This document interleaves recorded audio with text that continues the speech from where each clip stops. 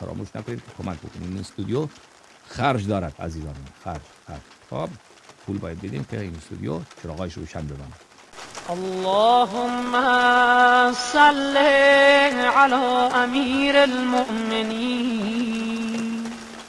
علی ابن ابی طالب اخی نبیک و ولیه و صفیه و وزیره و مستودع علمه و موضع سره و باب حکمته و الناطق بحجته